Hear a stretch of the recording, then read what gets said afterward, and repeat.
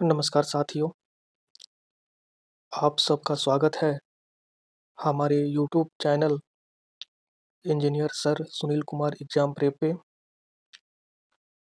साथियों, आज हम object oriented programming system OOPs के कुछ मोस्ट इम्पॉर्टेंट एमसीक्यू को देखेंगे, जो कि किसी भी कॉम्पिटिटिव एग्जाम्स जैसे कि BPSC, TRE, STET, KVS, NBS, D triple SB, EMRS, ETC exams और इंटरव्यू के लिए काफ़ी इम्पोर्टेंट टॉपिक है।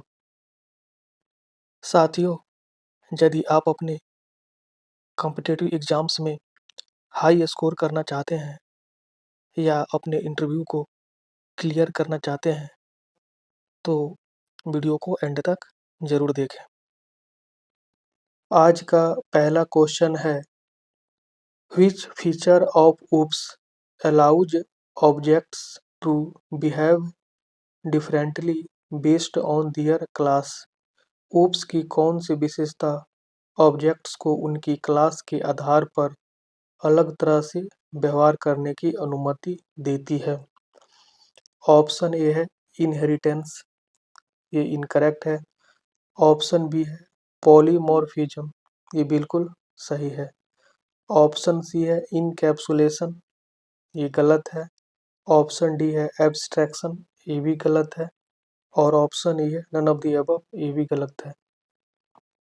तो जो करेक्ट आंसर होगा वो होगा ऑप्शन बी, पॉलीमॉर्फिज्म।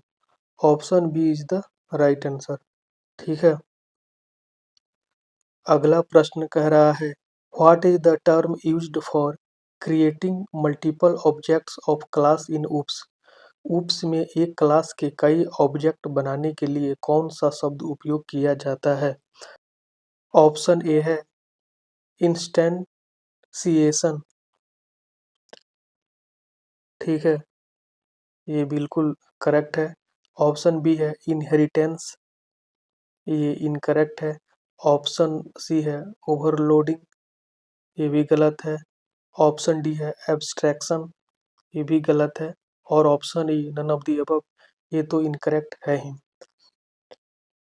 तो जो करेक्ट आंसर होगा वो होगा ऑप्शन ए, इंस्टेंसिएशन।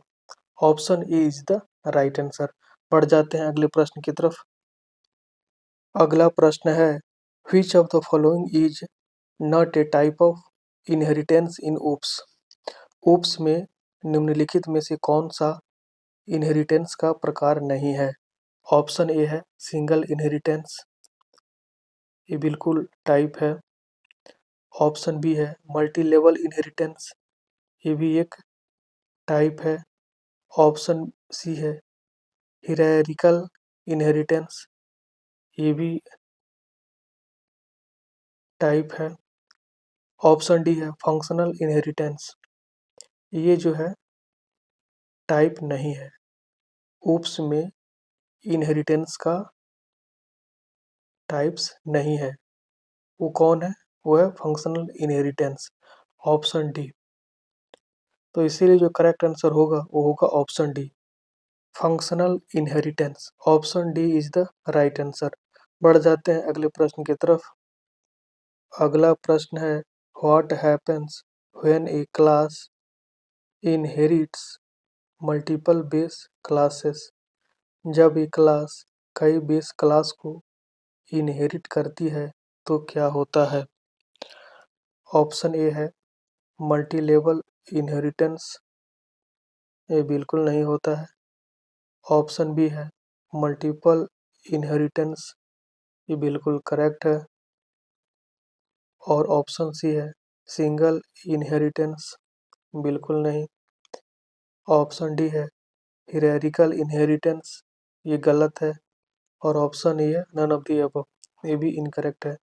तो जो करेक्ट आंसर होगा वो होगा option B, multiple inheritance. Option B is the right answer. बढ़ जाते हैं अगले प्रश्न की तरफ। अगला प्रश्न है, which oops feature allows restricting access to the implementation details of a class। कौन सी उप विशेषता किसी क्लास के कार्यान्वयन विवरण तक पहुंच को प्रतिबंधित करने की अनुमति देती है? ठीक है, ऑप्शन ए है इनकैप्सुलेशन, ये बिल्कुल करेक्ट है।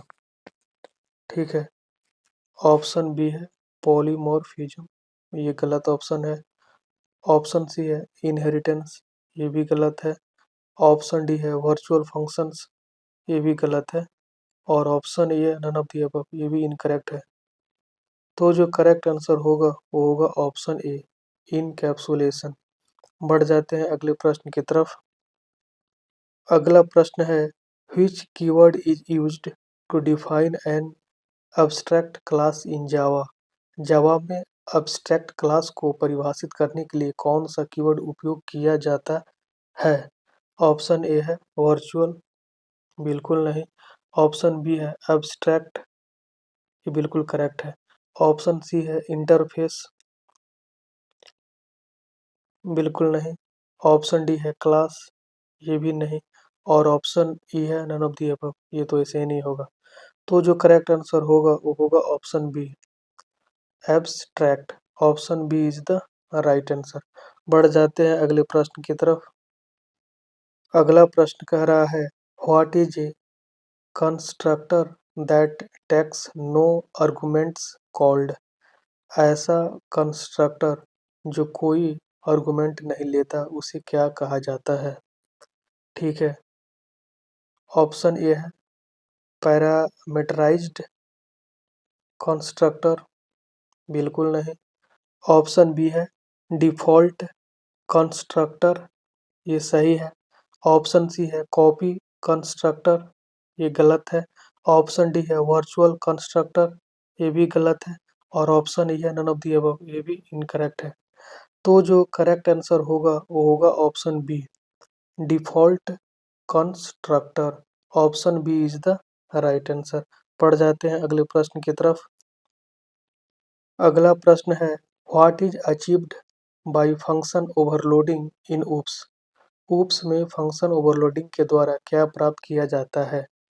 ऑप्शन ए है multiple methods with the same name but different signatures, बिल्कुल करेक्ट है। ठीक है, ऑप्शन बी है इनकैप्सुलेशन ऑफ डेटा, ये गलत है। ऑप्शन सी है डेटा हाइडिंग, ये भी गलत है। और ऑप्शन डी है सिंगल इनहेरिटेंस, ये भी गलत है। तो जो करेक्ट आंसर होगा वो होगा option A multiple methods with the same name but different signatures. Option A is the right answer. बढ़ जाते हैं अगले प्रश्न की तरफ। अगला प्रश्न कह रहा है which of the following is an example of hybrid inheritance.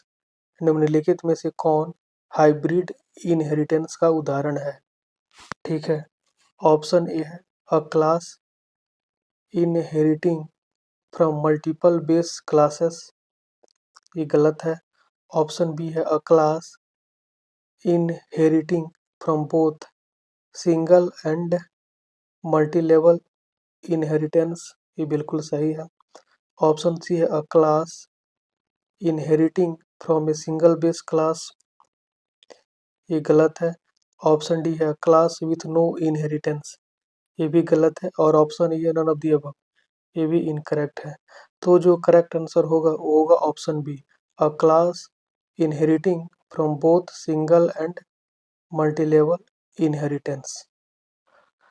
अगला प्रश्न है which of the following statement is true about abstraction. Abstraction के बारे में निम्नलिखित में से कौन सा कथन सही है? ठीक है, ऑप्शन ए है it hides the implementation details and shows only the functionality, ठीक है, ये करेक्ट है। ऑप्शन बी है it focus on run time polymorphism, ये इनकरेक्ट है। ऑप्शन सी है it allows multiple base classes, ये भी इनकरेक्ट है। ऑप्शन डी है more than one of the above, ये भी इनकरेक्ट है। और option A none of the above, ये भी इनकरेक्ट है। तो जो करेक्ट आंसर होगा वो होगा option A, it hides the implementation details and shows only the functionality. Option A is the right answer. ठीक है, तो साथियों यहाँ पे आज का सेशन समाप्त होता है। साथियों, आज हमने इस सेशन में ऑब्जेक्ट ओरिएंटेड प्रोग्रामिंग सिस्टम के कुछ मोस्ट इम्पॉर्टेंट एमसीक्यू को देखा और उनके आंसर्स को समझा। साथियों, आप भी इन क्वेश्चंस की प्रैक्टिस कीजिए और अपने डाउट्स को क्लियर कीजिए। साथियों, यदि सेशन अच्छा लगा हो तो लाइक करें, अपने दोस्तों के साथ शेयर करें और बेल आइकन को दबा के चैनल को सब्सक्राइब करें ताकि इसी तरह की हर एजुकेशनल वीडियो की नोटिफिकेशन आपको सही टाइम पे मिल सके। मिलते हैं अगले वीडियो में एक नए टॉपिक के साथ। तब तक keep learning and keep growing. धन्यवाद।